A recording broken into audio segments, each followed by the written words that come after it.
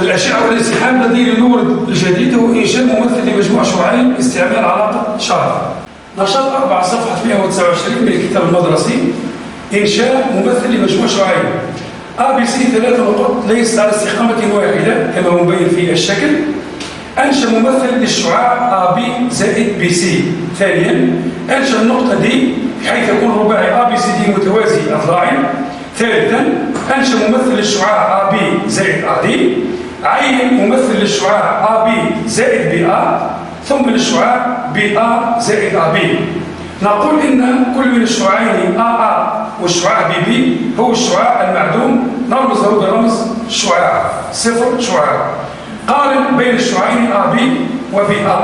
نقول إن الشعاعين AB وBA أنهما متعاكسين ونكتب AB تساوي ناقص BA.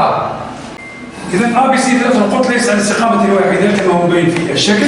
إذا ABC ليس استقاميا.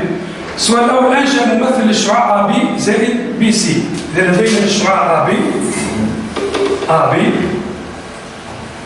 الشعاع AB زائد الشعاع BC الشعاع BC.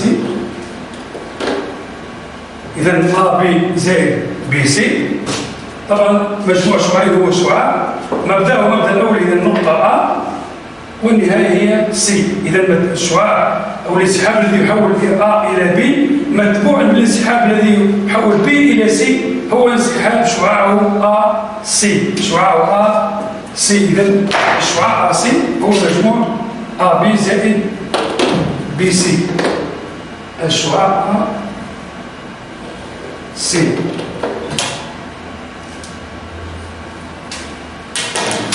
السؤال الثاني أنشأ النقطة دي بحيث يكون رباعي ABCD متوازي أضلاع. رباعي ABCD متوازي أضلاع. يمكن استعمل الجدول. إذا نفتح فتحة مناسبة طول AB هكذا. نثبت المدور هنا في النقطة C وننشأ قوس من دائرة مركزها النقطة C. ثم نفتح فتحة مناسبة طولها طول BC ونثبت رأس المدور في النقطة A أي دائرة مركزها A تقطع الدائرة الأولى في هذه النقطة وهي نقطة D ولتكن هذه نقطة D. ثم نصل نتحصل على الرباعي ABC D متوازي أضلاع.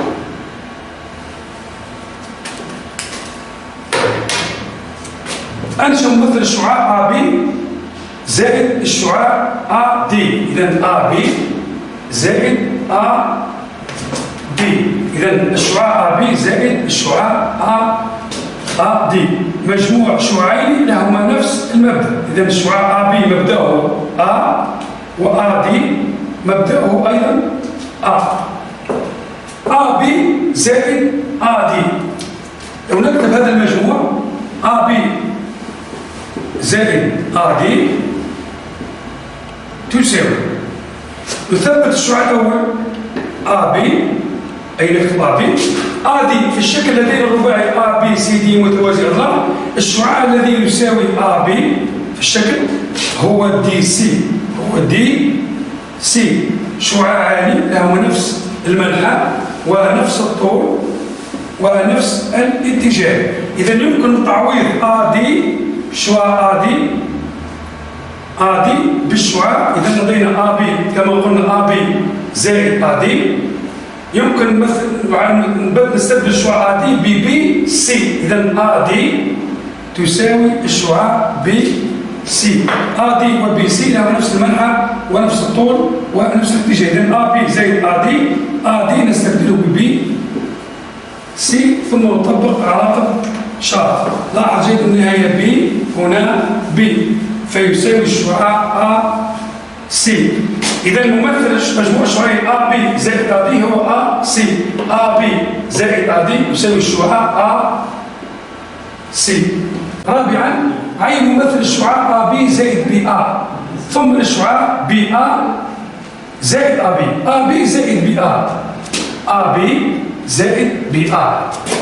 لاحظ جيد الشعاع AB زائد BA شعاعان متعاكسان.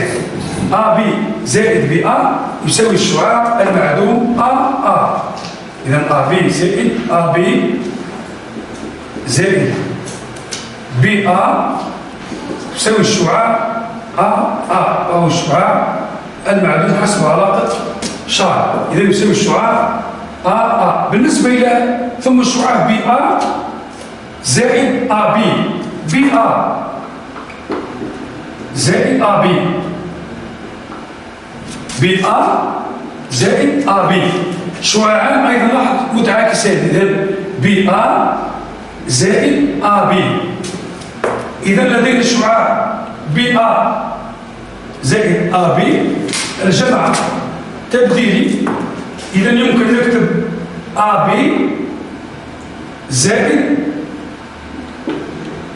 BA كذلك ويساوي الشعاع AA الشعاع المعدوم. قارن بين الشعاعين AB نقول إن الشعاعين AA و BB هو الشعاع المعدوم نرمز له بالشعاع المعدوم صفر شعاع. نعيد لدينا AB زائد BA يساوي الشعاع المعدوم AA. أنشئ ممثل الشعاع أيضا BA زائد AB. إذا لدينا BA زائد AB تساوي الشعاع. إذا لاحظ أن نهاية الشعاع الأول مبدأ الشعاع الثاني AA تساوي B الشعاع B. نقول إن الشعاعين AA و BB. إذا AA و BB هما شعاع كل منهم شعاع معدوم رمزه الشعاع المعدوم صفر شعاع هكذا الشعاع المعدوم. إذا AA تساوي BB تساوي الشعاع المعدوم تساوي الشعاع المعدوم.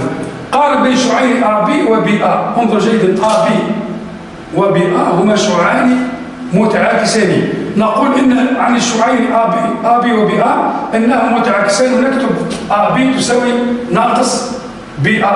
AB تساوي ناقص BA.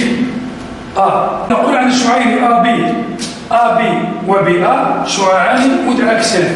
لاحظ جيدا AB و BA لهما نفس الملحة ونفس الطول بينما متعاكسان في الاتجاه. إذا AB و BA متعاكسان. لدينا AB الشعاع AB و BA شعاعان متعاكسان.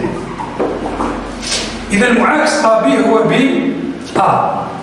إذا المعاكس AB هو الشعاع BA.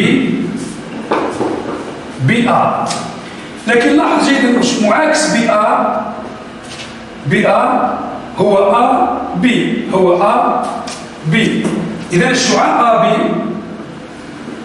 يساوي الشعاع ناقص BA ناقص BA.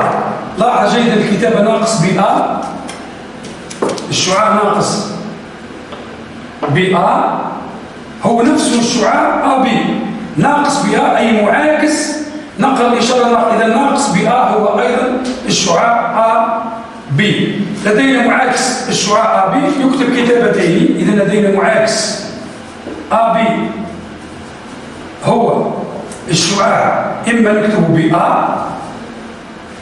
أو نكتبه كتابة أخرى ناقص AB ناقص AB بمعنى شعاع هناك كتابة هناك مساواة بين BA وناقص AB.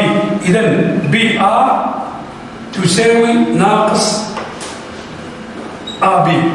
حوصل الشعاع المتعاكسان.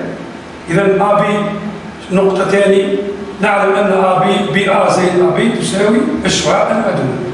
نقول إن الشعاعين AB و BA متعاكسان ونكتب BA تساوي ناقص AB. للشعاعين المتعاكسين نفس الطول ونفس المعنى واتجاهين متعاكسين.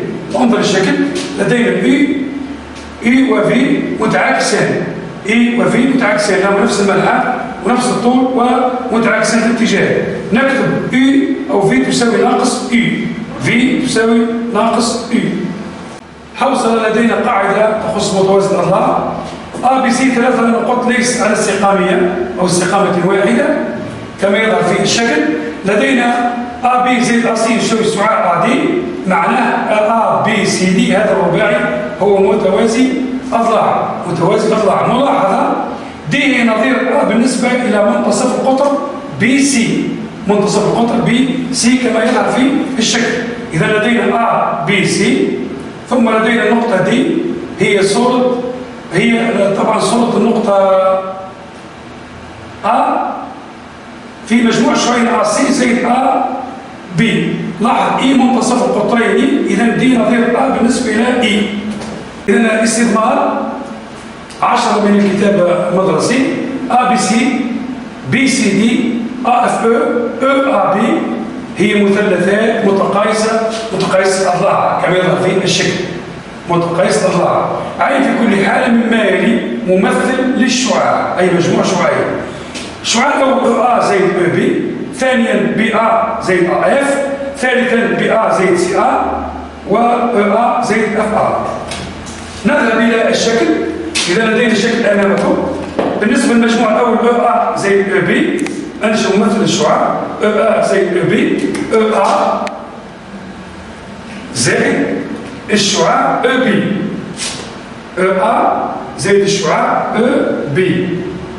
إذا EA زائد الشعاع EB، نستبدل الشعاع EB بالشعاع AC يساوي، إذا EA زائد EB تساوي EA زائد AC، إذا تساوي الشعاع EC، تساوي الشعاع EC. إذا مجموع هذين الشعاعين هو EC، هذا الممثل EC. إذا الرباعي EACB متوازي الأضلاع. إذا كما قلنا EA زائد EB تساوي الشعاع EA زائد AC، إذا الشعاع AC EB شعاع متساويان أي له نفس المنحى ونفس الطول ونفس الاتجاه، لأن الرباعي EACB متوازي أضلاع. الحالة الثانية BA زائد AF، BA إذا الشعاع BA زائد AF، إذا BA زائد AF، إذا الشعاع BA انسحابا لشعاعه BA متبوعا واضح بالشعاع الذي شعاعه AF تساوي BF حسب علاقة شرط. إذا BA زائد AF تساوي BF، إذا الشعاع BF، الشعاع BF. الحالة الثالثة BA زائد CA، إذا BA زائد CA. بما أن الرباعي BACD متوازي أضلاعه في نفس الوقت هو معين، لأن المثلثات كلها متقايسة ومعين ومتوازي أضلاع، إذا الرباعي BACD متوازي أضلاع، إذا BA زائد الشعاع CA يمكن استبدال الشعاع BA بالشعاع DC، إذا BA زائد الشعاع CA يساوي الشعاع DC زائد CA، أي يساوي الشعاع DA. الحالة الأخيرة الشعاع EA زائد FA، EA زائد FA، EA زائد FA. لاحظ جيدا هنا، إذا EA الشعاع EA زائد FA تساوي، إذا EA والشعاع FA شعاعان متعاكسان، مجموعهم الشعاع المعدوم لهم نفس المنحى ونفس الطول ومتعاكسان في الاتجاه. لاحظ جيدا نثبت الشعاع EA الشعاع FA يساوي الشعاع AE، FA يساوي AE، يمكن تعويض FA BAE زائد الشعاع AE حسب علاقة شرط. لدينا AA هنا، إذا يساوي يساوي الشعاع E وتساوي الشعاع المعدوم. طريقة أخرى، إذا EA زائد FA يساوي EA الشعاع A زائد اف ا كما قلنا اف ا هو الشعاع نفسه ا او ا او تساوي او ا. تذكر جيدا ان ا او هو ناقص او ا، هو ناقص، يمكن تعويض هذا الشعاع ب ا او هو ناقص او ا، ناقص او ا. او ا ناقص او ا تساوي الشعاع المعدوم.